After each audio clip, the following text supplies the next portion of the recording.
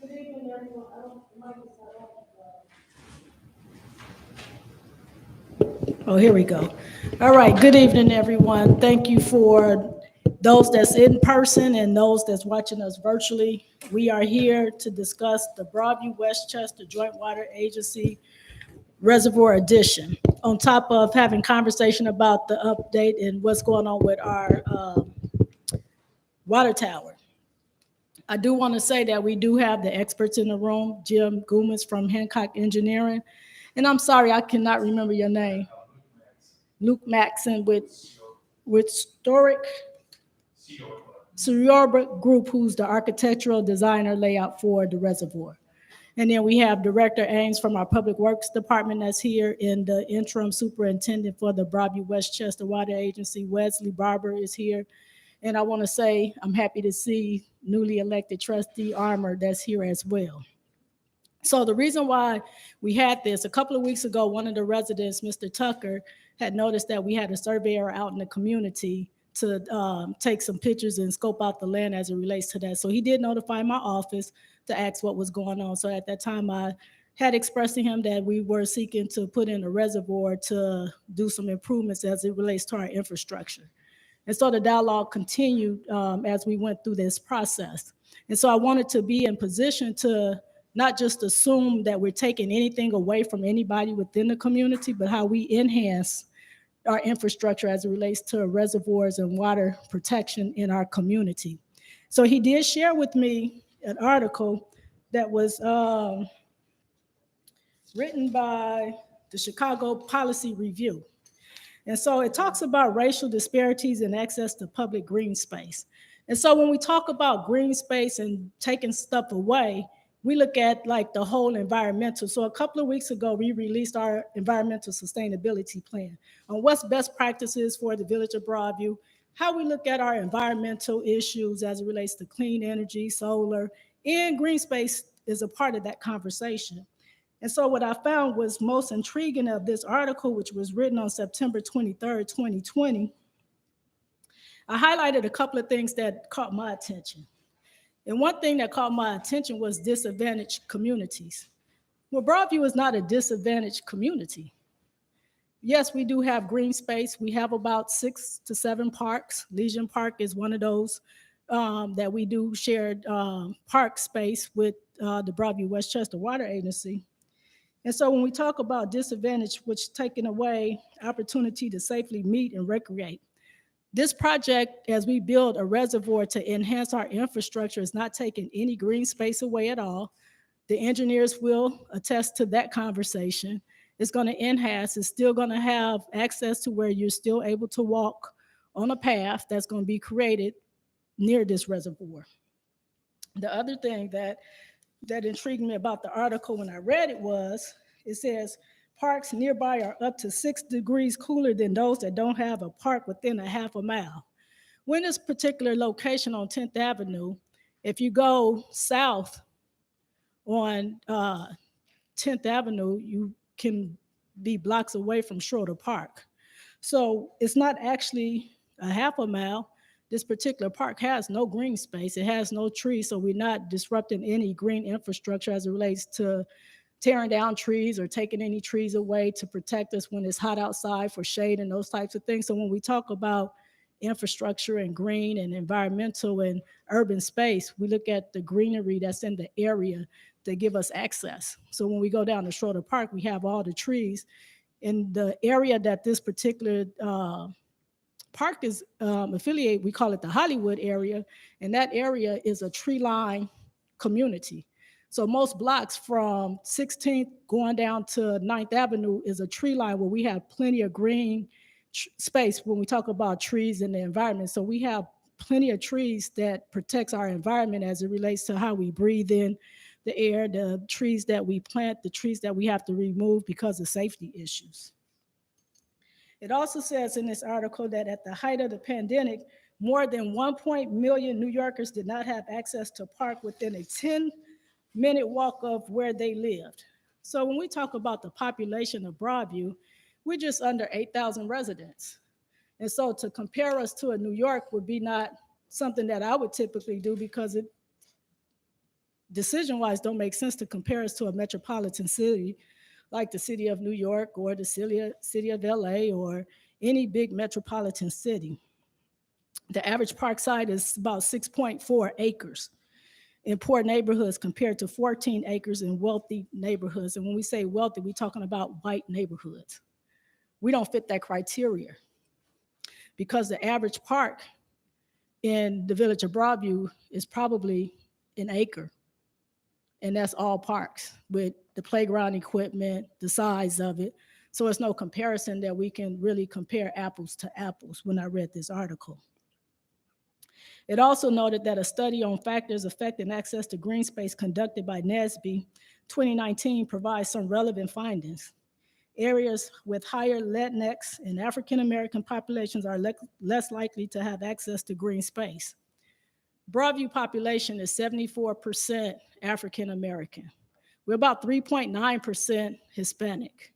And when we look at these numbers and we send the access to green space, we don't meet that criteria because we have 6 parks that provide the green space in a 2.2 mile radius. If we wanted to enhance the community as it relates to green space, we wouldn't be able to do so because we're landlocked. So we can't add more green space to space that we don't have. If you look at our village seal, we're a balanced community. We are residential, industrial, and commercial. And when we talk about the green space infrastructure and the environment of how we look at these dynamics in the Black community, this article don't tap into what's best practices for Broadview. Also, it says, currently due to the inequitable nature of park availability, there's no observation of disappointing heat exposure as well. So like I said, this park at Legion Park is not a park that we have a lot of trees or bushes or, where we can create shade in the summertime. We would actually have to put tents out and protect us from the sun or the heat exposure if it got extremely hot in Broadview at that time. So when we talk about the disadvantages in the Black community as it relates to green space and comparing this project, the water reservoir project, to taking away something, there's no comparison based off the article that I'm reading and based off the knowledge that I've been exposed to. The article also says that it showed that Black individuals were 52% more likely to live in areas with higher heat risk and risk increase with increasing degrees of segregation. So I'm happy that our deputy chief from the fire department is here because as we go into the next season, our summer months, it gets extremely hot.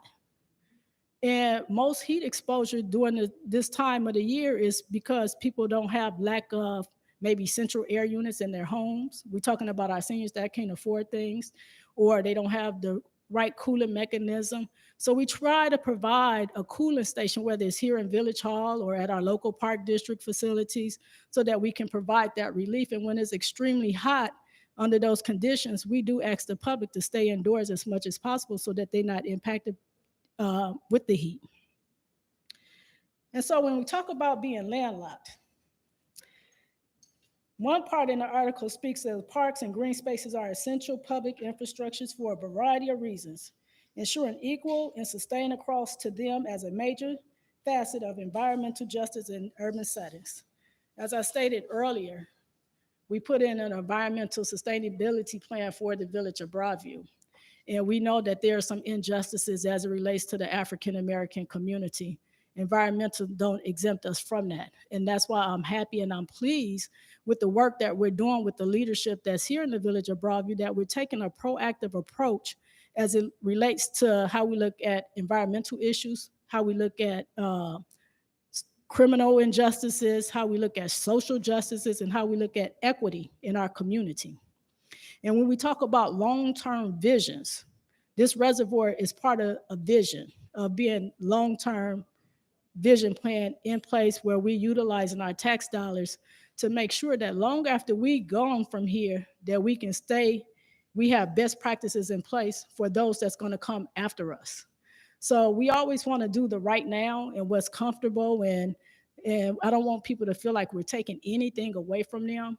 But when you look at a project like this and what's best for the village of Broadview to make sure that we can protect our water infrastructure, we have to make those hard decisions. But I want to turn it over to the engineers because I want the community to be really educated on what a reservoir look like, what it means to the village of Broadview, and to dispel some of the misinformation as it relates to the disparities in the Black community, disparities that we're taking anything away from anybody because of the lack of green space. But when you look at what green space really mean not just an open park. Green space talking about your trees, the nature of that particular area. What we have at Legion Park is called open space. It's not really designed, it's not even considered a green space. It's called an open space. And the open space is just an area that's open. It's not impacted by any trees or any other kind of greenery. It's just an open space. And now that we have this open space, and I hope that either Director Ames or Superintendent Barber or Mr. Goomis from Hancock Engineer talk about when the infrastructure started really transforming for the village of Broadview as it relates to the 9/11 and the security mechanism that we had to put in place to protect our water infrastructure. So at this time, I'm going to turn it over to Mr. Goomis, our engineer, to go through this.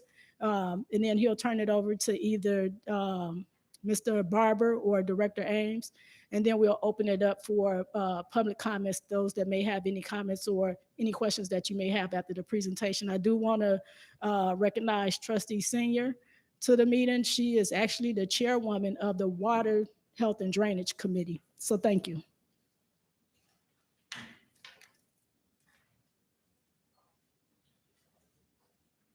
Thank you, Mayor Thompson. First, we want to talk about the existing facilities the water agency has out there. Originally, this facility and the stations were built in the late 1920s and early 30s when the original building was built in the reservoir. And then about 8 to 10 years ago, that pump station reached the end of its useful life. So they built that new building there and with the whole state-of-the-art pump station there to help enhance the system of water supply to the villages. As part of the agencies had as part of their plan is there is a need for some additional storage under there. Right now, there are 3 underground water reservoirs that store 1.5 million gallons of water. That's about a day's use for the village of Broadview. Typical standards around now are 1.5 to 2 days of storage is what you would like you to have. So there's been a need, and it's been in the plan for a while. There's been some changes to some of the operations from the source of water from the city of Chicago that have kind of made it, this is the right time that we need to do this. So the idea is we have to add, so the problem is to add about 1 million gallons of storage.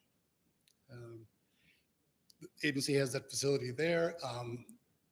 The site was, as the mayor talked about, was originally all completely open. It was fenced in around 2001 when September 11th happened. Security became a big issue with water, and so that was fenced in at that time. And then when they did that building addition, they moved the fence over a little bit to accommodate the building addition. Now we need to add an additional reservoir there, and yeah, the existing ones are underground, so you don't see them. And I think the logical question is going to be, why don't we continue to do that? Well, unfortunately, some of the regulations have changed since then, and you're not able to do that. So at this point, I think I'm going to turn it over to Luke Mattson, who is working with us, and he's going to talk about some of the regulations of why we have to go above ground and some of the specifics, and we can kind of go through the plan, and we'll talk about, and I'll come back up and talk about what the end site's going to look like, and there'll still be some open space available and a path. So right now I'm going to turn it over to Luke. And for members of the community who would like a handout that I'm going to go through,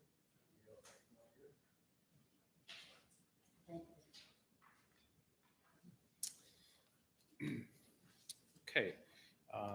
And so I'll be advancing the slideshow for the virtual public. And I'll be going through the handout for the members in the community here today.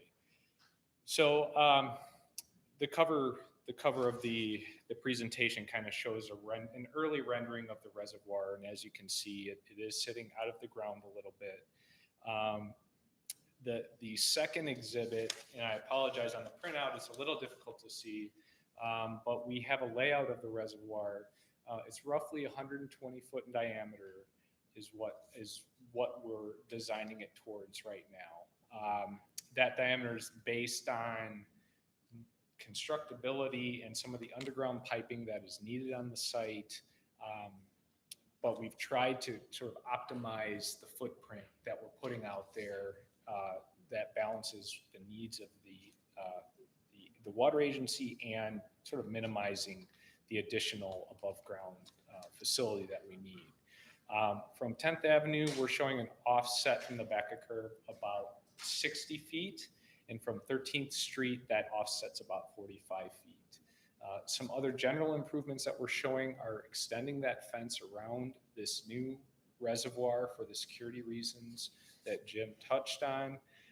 And then adding a walking path around the full park block, avoiding the trees so we're not losing some of the, the green improvements that are out there that the mayor had spoken about.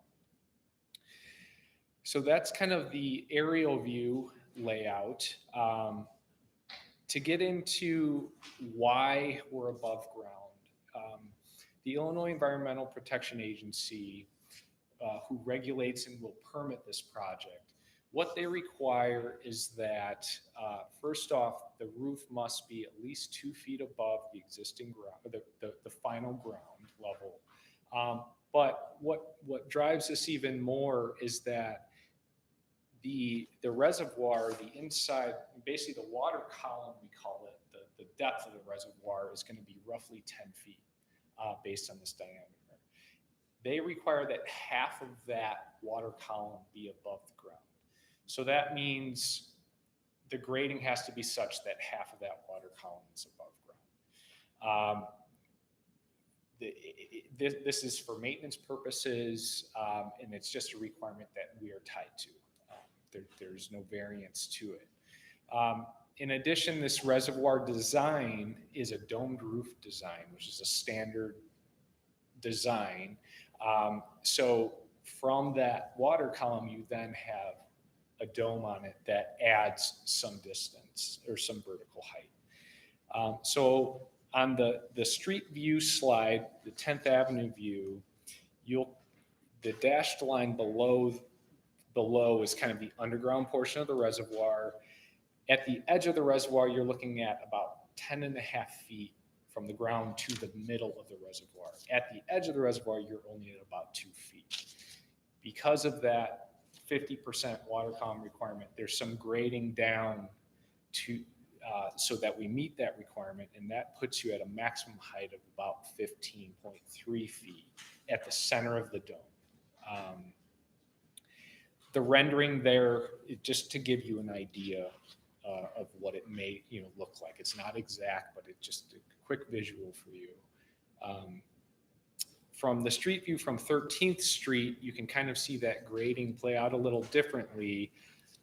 The grades are higher towards the baseball field, kind of grades lower towards 10th Avenue. So you'll see less of the reservoir sticking out when standing from 13th Street looking. So those are the requirements that are guiding the heights on this and that are requiring us to be above ground opposed to the below ground existing reservoirs.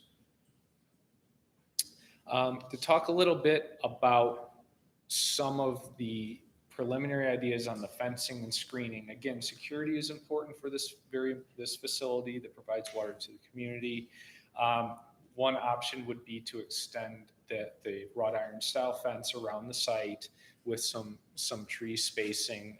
The two photos that you see here are just one example of what it looks like out there right now. Another option would be to extend that fence and provide some privacy screening. That could either be, there's sort of a woven screening and then there are also slats that can be attached, but basically it provides some additional visible barrier to the reservoir that will be there.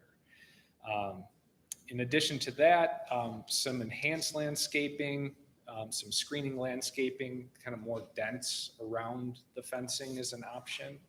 And then there are other alternative fences that are used for these types of facilities that can be explored. I did want to touch base a little bit on schedule, just so that's part of the conversation. We're currently looking at in the preliminary design and then detailed design and permitting part of this project that is going on from now, and we're estimating till about September, with a bid later this year, which will allow the contractors to sort of mobilize onto the site towards the end of March of 2022. The schedule is kind of driven by the construction process and the materials that can't be constructed during certain temperatures, that type of thing. And just one more point to note, when this project is being constructed, that entire part will be impacted. You'll have they need some laydown area to cast the panels and stuff. But ultimately, that first exhibit I showed with the fencing, at the end of the day, when everything is restored, is what the property will look like. So those are some of the details. Maybe I can invite Jim back up to continue the conversation.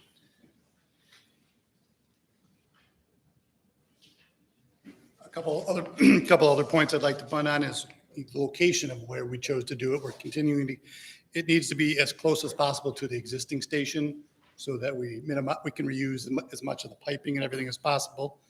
And we've kept it in that corner so that we'll leave if you can see from there, there's a kind of a linear area along here that'll be left open space.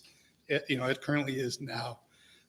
That area is going to be about 70 to 80 feet wide by the length from the alley to the street. That'll be left open. As Luke had mentioned, we're going to put a path around here. That path will be about a quarter mile. So if people want to do their laps and get, their mileage in, they can be 4 laps. It's like if you want to run the mile, you can go around there and do the 4 laps like you do at a track. As we mentioned too, that, during the construction season, that whole area is going to be fenced off and there'll be activity going on there for all of next spring and summer into the fall. It's a critical infrastructure need for the agency and for the villages to make sure that they can continue to provide reliable, abundant water to the villages, to their communities. There's been some times now where we've had, it's close, but this is doing well. And it's been in the plan, as said, for a while. And this is the right opportunity to do it. We are going to do our best to minimize the impact, but we need to go forward. Any other, we open up for questions down there? Or Wesley, do you have anything to say? I'm sorry, or what they do? Sure.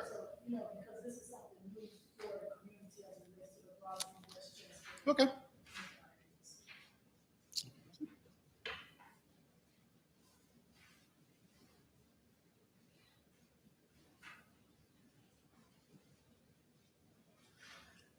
Good evening. The Broadview Westchester Joint Water Agency provides water to the Village of Broadview, the Village of Westchester, Madden, Loyola, and Hines. That's pretty much right.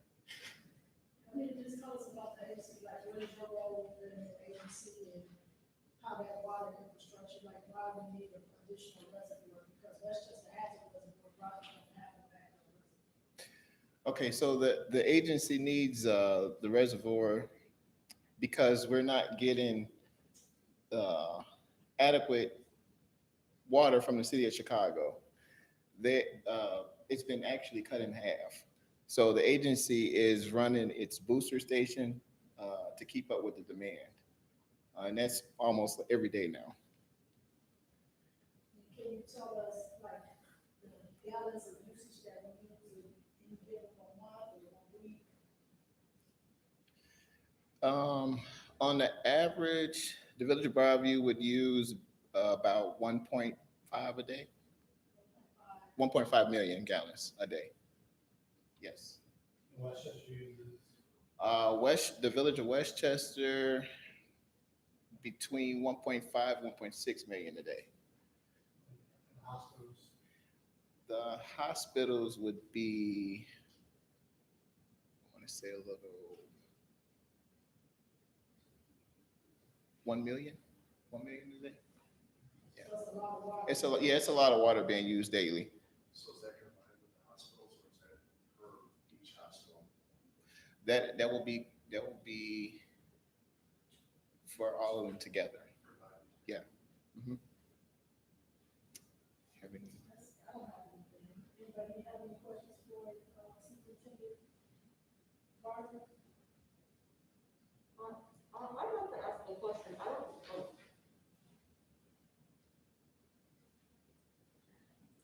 I'm not sure if he's able to answer my question or not, but there's been like, it's because our water supply from, Lake Michigan, I thought I heard you say a minute ago that it's sort of reduced from what we should normally be getting. And, we need the reservoir so that we can have a reserve on hand. I totally understand that. But I've been noticing it's been an odor coming from the water. I have to run it like, the cold water, so that, the odor can cease. Do you know what causes that odor? Like what type of? It's a foul odor. Like, I don't know, it just smells. So what I do with my drinking water is I filter it out. Okay. They could be looked into. You know what could cause it? That's interesting that you would say that, because I've never heard anybody say this smell, foul smell that's coming from the water. So after the meeting, what we can do is we can get your address trustee Okay. and see, try to troubleshoot with that issue. It may be something internal with your own piping system. Yeah. I don't know, I'm not the expert though. Sure. But let's get the information and try to troubleshoot and see what's causing that. And my next question would be is how long that's been happening? I've been noticing it about, since I've been home, Well, that doesn't mean, the pandemic, how long has it been happening? Is it 3 months? Is it 6 like a months? good 6 months to about a So year. this is the first time that you bring it to our attention. So we'll get your address, we'll have Public Works come out and troubleshoot that for you. All right. Because that's not an agency issue, that would be a local issue, which would be our Public Works department. Okay. Anyone else have any questions? Yeah, I have a question. It's my understanding that you stated that the existing reservoir does not provide adequate capacity, and so the another reserve reservoir would fill that requirement. Yes. And so, how long has the current one been in operation? I'm sorry? The current reservoir you have there now, how long has that been in operation? The new one was built in the 1920s. I'm talking about the one, the newer one, the one that It's in Broadview. The the one underground you have reservoir. underground, yeah. There's three different, what they call cells. So the first one was built in the 20s, and then the additions were built in the 50s, in 1950s. Okay. So that's in 1950. That's where they ended up with the 1.5 million gallons of capacity they have now. So an additional reservoir was not put on the ground when they built that new building out there? It was not at that time chosen. It would have had to have been above ground. The regulations have changed by the EPA. So at that point, that pump station was built. That was the biggest need, but the additional reservoir was put into their 5 to 10 year capital improvement plan. So it was programmed for by the agency that it was going to be coming in the future. They just did not build it at that time. The cost at the time. So the agency has been taking steps to secure the water rates and the funding so that they can do the project now. You talk about the agency, you talk about the Broadview. Broadview, Westchester, they're the agency which sells water to Hines and to Little, and the hospitals and to both villages. It's a separate entity, and they are the ones paying for this improvement, which is funded by the water users, Broadview, Westchester, and the hospitals. I have a question. What sort of financial impact would this have on Broadview residents with another reservoir being added? So the agency is its own own standalone agency. So it's not, it doesn't belong to the village of Broadview or the village of Westchester, it's its own governmental agency. So we have our own separate, funding for the agency, so it's not a direct impact to the Westchester or the village of Broadview. And how we get money is we sell water to our customers. So our customers is the village of Westchester, the village of Broadview, and the three hospitals. And so we get money from that. It's not through our property taxes or anything like that. This is a separate funded entity. So we're not coming back to the residents and saying we need $1,000 per person that uses water to fund this project. Okay, I have another question then. Why are our water rates going up so high? So when, if you, I don't know if you, were a part of the conversation when we did the 5-year plan for the water rates, but probably in 2019 or 2018, we did the increase of 5-year plan. And so we have all the videos on our village website so that you can go back and archive the conversation. Because we had probably maybe 8 to 9 community meetings that relates to the water rate increase. So the historical, when the city of Chicago increased our water rates, the village of Broadview never increased. So we didn't keep up with the demand of the increases of the, for the city of Chicago in increasing the water rates. We was always getting, the impact was going through the agency to increase the water rates at the agency level, but the village of Broadview never passed that cost back on to the customers, which is us. And so we have to put a place, something in place so that we don't, use all of our reserves out of the water fund. Because a lot of, projects that we do like, underground infrastructure that needs to be done, replacing pipes and stuff like that. We don't actually use our general fund monies for that. We use our water fund to fund some of those, breaking pipes, like we have water main breaks. We use the water fund to replace a lot of those water mains because we use separate monies for that. So if you go back and look at all the archive videos that relates to the water increase and stuff, we went into great detail about that. We put it into all of our literature, like our newsletters and stuff like that, so that we can educate the community on why it was important for us to do that. So we put a plan in place, so every year, like until 2022 or maybe 23, I'm not sure the exact year, but every year we're gonna get a small increase to keep up with the demands of the increase of water.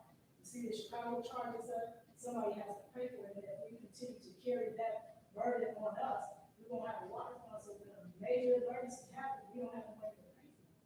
So we have to keep up with the demand of the cost. We're talking about our water rates. It's not, I mean, I pay water too. So I realize you pay water too. Yeah, Since this is a separate agency from Westchester and Broadview, does this agency, make profits? we sell water. So, I said, does it make profits from selling that water? well, I mean, we have to take care of the overhead, so the water that we use, the water rates that we pay into the agency, yeah, that's the profit that we're gonna pay. We have to pay salaries, we have to pay for maintenance. So it's an overhead that we do have, it's a different government entity that we have. And so it's run like how we run the village, it's a governmental entity. We have open meetings that anybody from the public can come, they the 4th Thursday at 5 o'clock. They used to be in Westchester, but now since we're gonna have some changes with the election, we're gonna be hosting a meeting. We will be streaming live because I believe in being transparent and upfront with the community. I want my community informed and educated on the citizens that are made. So it's a governmental entity.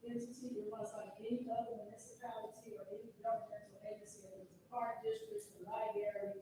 Accountability is for everyone, not just for me and the village of Broadview, but for everybody that's an elected official.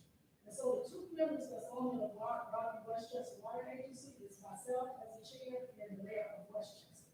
And we chair that, and so we have, members from who we appoint to be on the board. So like I have our village administrator on the board, and I have a member from the public works department on the board, because they have to work with the superintendent of the board. They work hand in hand together through the day-to-day operations. In the village of Westchester, the mayor has the right to appoint who he chooses to sit on the executive board. As far as keeping the community informed, this particular project, would it be subject to having public hearing to inform residents of the change or redevelopment of this park? So this didn't require us to do a public hearing. Yeah. It didn't require us to do a public hearing, as in the EPA, the EPA needs to do a require us to do that. So when you brought it to my attention that you wanted to do more information, that's why I decided, I was like, that's a good idea, let's do a town hall, because I know the background and the importance of the reservoir working in the two communities. But it's important for me, the residents, bring it to my attention. I'm not perfect, and I don't know it all. Yeah, I'm at the highest level, right? But I don't pretend like I know everything and what's in the best interest of residents, but I am very proactive of educating the community on decisions that have to be made. So when you brought it to my attention, I was like, well, let's just do a town hall, and talk about the reservoir, and let's talk about the water tower. And so when we talk about the reservoir, right now, the water tank is empty, because we're doing the renovations to the water tower direct, and as we go more into that. But what happened is, guess where we're using the water tower in case we have an emergency from the village of Westchester, because they have a reservoir. So they are supplying us while our water tank is down. So we have to this high level conversation, and that's when you and I had the conversation. And I said, you wanted to talk to me. I'm not the best person to talk about it because I'm not an expert in this subject matter. I do know the business side of it, as it relates to how reservoirs come online, the EPA and all the requirements. I rely on the experts to give me the information so that I can have a conversation with the residents that may have questions. But I want you all to be informed and educated on why we make these decisions, not to take something away, but how do we enhance it, how do we project what the future is going to be for the village. So that I'm going, and many other people will come through Broadview. So we have to put best practice in place for the future. Appreciate it. This is my question. So Director Anderson, Superintendent, you want to talk about the water tower and project?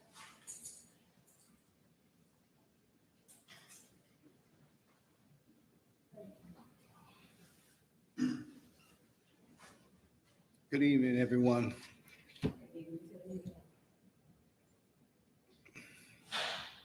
The water tower is currently under renovations.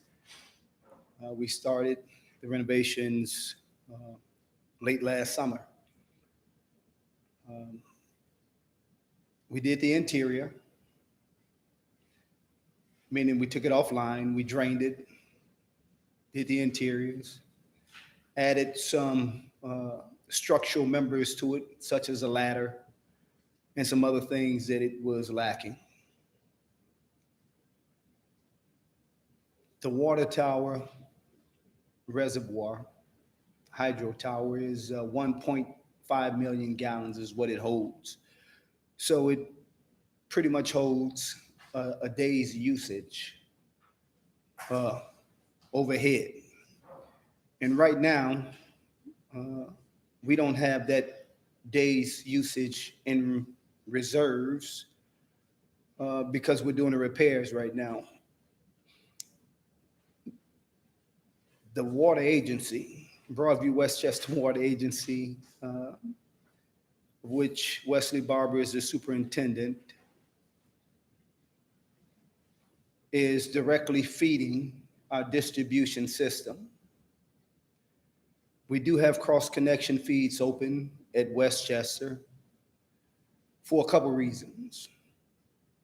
It helps maintain our pressure in our distribution system village-wide, and it also acts as an emergency feed if in fact we were to have a catastrophic emergency, such as a break on one of the transmission lines, of which in my tenure I have experienced that at least once. And this is the reason that our water infrastructure is in badly need of replacing, most certainly the transmission mains at critical areas, and the reserve that I believe it was the city of Chicago mandated with a letter saying that if in fact we're selling you water, you need to have more than a day's supply of reserves.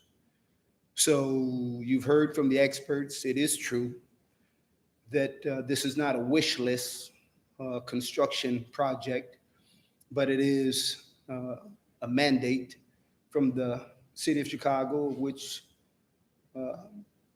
indirectly sells the village of Broadview its water through the water agency. We hope to have the water tower online return to full operations by the end of the month. And the progress of the restoration or repainting, refurbishing of that water tank is weather dependent.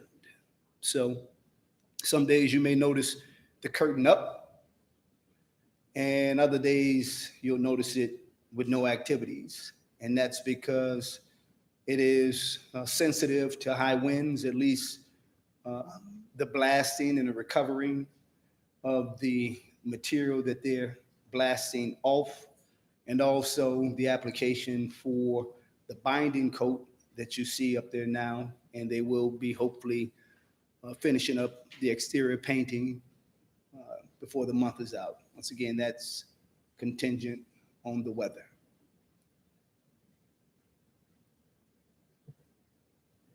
I don't know what else to speak about, Mayor, but if anybody has any particular questions about either project, and I've been involved with the building of the pump station as an advisory executive committee member. So I'm well aware that, once again, the things that are coming online are necessary. They are necessary if, in fact, we plan to provide, in my estimates, the second most critical resource to the people of Broadview. And obviously, the first would be the human resource. But our water is critical. Yes, we do sell it. Yes, we have not kept up with the water rate increases that Rahm Emanuel publicly came out and announced that he would charge the suburban customers. As a matter of fact, at one time, there was many of the local mayors pushing back to no avail. So that 100% increase was not passed through to any of the folks in this room up until recently. And I'm happy to see that, because that fund, the water fund, is responsible for us being able to paint the water tower, repair and restore any water main breaks, and do capital improvement planning far beyond the current year, which is critical for the village of Broadview. So we do hope to enhance our water tower with some transmission main improvements, of which we're taking out a low interest, high APA loan. And Mayor, I might be talking just a little bit more than the scope of the water tower, but I guess it's refreshing to have this public meeting. I've known for the last 12 years what some folks are now questioning, and the questions are good. We welcome them. And as it relates to any smell of the water, I will say that typically foul odors are associated with well water. The village of Broadview does not supply water to its customers from any wells. Sulfur is typically the odor that smells like the rotten eggs that people experience. You don't get that from surface water, which is where we retrieve our water at Lake Michigan. And through a series of filtrations and disinfecting, it is delivered to the customers, and those samples are taken on a daily basis by our responsible operator in charge. They're sent to a lab, they're analyzed, and we get those reports back on a daily basis. We also report on an annual basis, CCR, which is the condition, what is my acronym?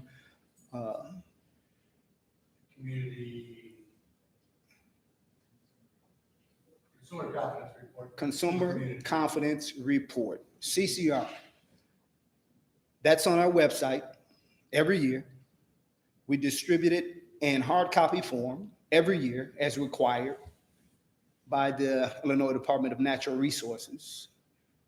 So we have the ability, and every consumer of the water has the ability to look and see exactly what the state of affairs is as it relates to the water that they're drinking. So it sounds to me that if in fact you're having any issues internally with your water, whether it's color or smell, you should probably call Public Works so that we can come out and investigate. We do know that we had recently a situation in a particular block where the residents, and this is when we know it's a village issue, a distribution issue, because it's more than one household that's calling us about a situation and the discoloration of the water. So we had recently taken the water tower offline, and it was as simple as going out, flushing the hydrants to restore the confidence in the water and to clear it up. So those type of issues we monitor on a daily basis. So that's all I have, Mayor, unless anybody has any questions. Are you still utilizing the pressure relief valves? We are. Okay. I haven't really seen this on the board. We got them covered because those are brass components, and we would hate to be the victims of theft. So. My other question is, the transmission line coming in from the city of Chicago, you said we have to maintain that also.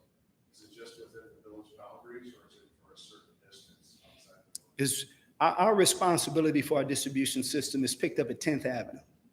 So to Mr. Barber's point, everything before 10th Avenue is the commission, the Broadview Westchester Water Agency. Well, it was a commission, but it is now an agency. So they're responsible for purchasing the water from the city of Chicago, transmitting it, from Lake Michigan to, I believe we've got a booster station in Oak Park. And further, we've got a transmission main that runs under 290, or at least the agency does, under the 290 expressway under the Des Plaines River. And it meanders through Maywood, and 10th Avenue is where we receive it, and in which case they distribute it once again after it's disinfected.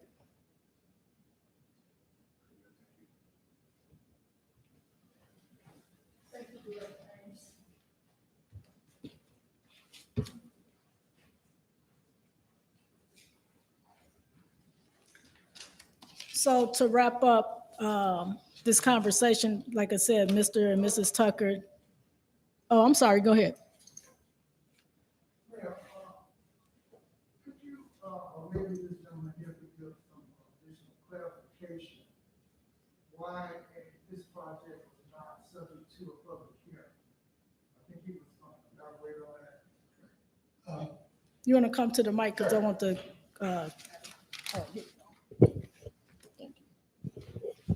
Thank you. Public hearings for projects are sometimes required based on the funding source that an agency or a village is using. The agency is using their funds that they have in reserves and are doing a local loan. So there are no requirements from any public body that we would require a public hearing for this. So that's why they wouldn't have a public hearing. But as the mayor talked about, she wanted to have a public information meeting. We will also be keeping you up to date during the project. There will be updates on construction progress. We'll have, on the village website, we'll be doing updates and stuff as construction goes along and keeping the residents in the area informed of what's going on, what the schedule will be, what to expect. So the exception is based on funding source? For a public hearing, yes. Those are typically required. And this project is being funded by what source? It's being funded by money that the agency has been saving up, the water agency has been saving up. And also they are taking a local loan from a bank to fund a portion of the project. So they're not going to a public body, to a federal group. Federal agencies are the ones that typically require these, like the IEPA. If you're using their funding, sometimes they will require it, or if you're using from the Federal Highway Authority, sometimes they do. Depends on the nature of the project and the nature of any funding. So when it comes to 65, those are some power staff. Municipal code. The EPA regulations are in there, but as far as who requires the public hearing, it depends on the agency that you're going to and what their basis for is. It could be under the Federal Register or the state, depending on if the village were going for state funding or if the village were going for federal funding.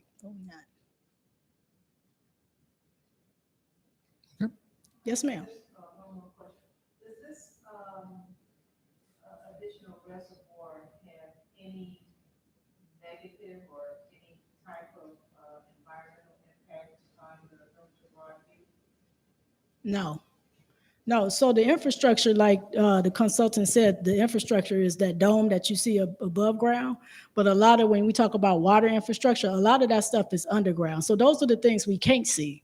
And so you won't be able to see these reservoirs. And so what I would like to do is maybe have you guys come over to see what these towers look like that we have that's currently there, so that you can see the depth of it, because I think it's what, 9 to 12 feet, the three Yes. reservoirs that's over there. Yes. And so, but when you look above ground, it's probably about to right here, when you look at the physical site of it.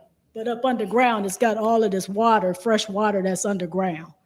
So it doesn't have any environmental impact. And when you talk about the EPA, the Illinois EPA, they make sure that we follow all the regulations that we need to be following so that we don't have these negative deterrents in the community.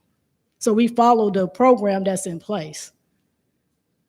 So when we refill the water tower, where will that water come from? Will it come from our reservoir on 10th and 13th?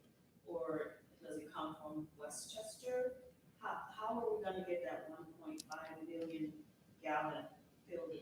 Who want to answer that, Director Ames or? I can answer. It'll come from the pump station, the 10th Avenue pump station and the underground reservoir. They will fill it over a couple of days. They're not going to, so that they'll spread out the filling of it so that it doesn't affect the availability of water to the agency. But it won't come from Westchester. It'll come through the agency to the village of Broadview. The agency, Broadview, Westchester. Water agency will pump that water into the village's system, and then that'll fill the tank.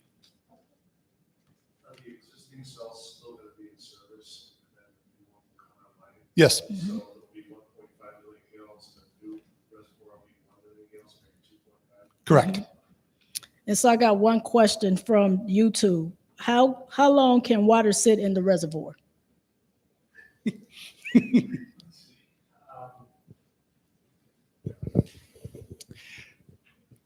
I mean, if we think about just sort of the volumes moving through, we have 1.5 million roughly going to the village, and there's only 1.5 stored there, and that's being shared between Broadview and Westchester. That water technically should move through those reservoirs. One thing, one enhancement I would say about this project is currently the reservoirs are fed and filled. It comes in up top, and then the water is pulled out down below and then pumped to the system. The change here, because this reservoir will be slightly higher, this becomes the kind of the controlling reservoir. So all of the water will move through this reservoir and then move to the other reservoirs. So it's kind of circulating pattern, and that is good for water quality. Keeping that water moving through the reservoir in this way keeps basically the quality of your water better. Sometimes with older reservoirs, you may have the rectangular shape. You might have like what they call dead zones, which are counteracted by coming in on top and going out bottom. But this new movement of the water I would say, an enhancement to the current supply. I would add to that as well, that typically, water that we disinfect will start losing its disinfecting after about a 48-hour period. So to the point of keeping the water moving on a daily basis is critical. So it will never sit in storage, hopefully more than a day. Okay. All right, thank you. So before I wrap up, I'm gonna take the last question and then I'm gonna wrap up. Just, this might not have anything to do with that, but I was just wondering, you were talking about the water being filtered and I guess and going through. This wouldn't have anything to do with, let's say, our sewer system, would it? No, Okay, just. no, that's separate. All right, well, I do want to say thank you all for coming, and those that's viewing us on social media or YouTube, Facebook, whatever you viewing us on. I just want to say that one thing about me is I'm going to be upfront, and the conversation may be hard, but I believe in us being transparent in the conversation, and sometimes decisions that we have to make are very complicated and very hard to make, especially when it impacts the community in what they perceive is what's best for them, but I have to look at it what's best for the entire town. And I'm happy that the Tuckers did reach out to me to have this conversation. So I appreciate that because I don't know it all. And when I don't know something, I will bring the experts to the table that can articulate that conversation, but to have the conversation where they talking at your level of understanding and not the high level of stuff that I usually get at these board meetings. Because I do ask a lot of questions when it comes to certain things because I just don't know. And I'm not ashamed to say I don't know. I'm not ashamed to say I'm not the expert. Yes, I am the mayor, but I don't know it all. So I surround myself with people that's way smarter than me, that know the information, that can give you the information that you need so that you can get a better understanding. Our administration is transparent, and I'm big on being knowledgeable and being educated. And when we're an educated community, we make better decisions. So thank you all for coming out this evening. And those that's viewing us, thank you for participating. The presentation that we have, those residents that's on our email, we will send a blast email for everybody to have a copy of the presentation. And if you have any questions, you can always call my office or call down to Public Works and talk to the Public Works Director. And that number is 708-681-3602. Thank you and have a good night. God bless you.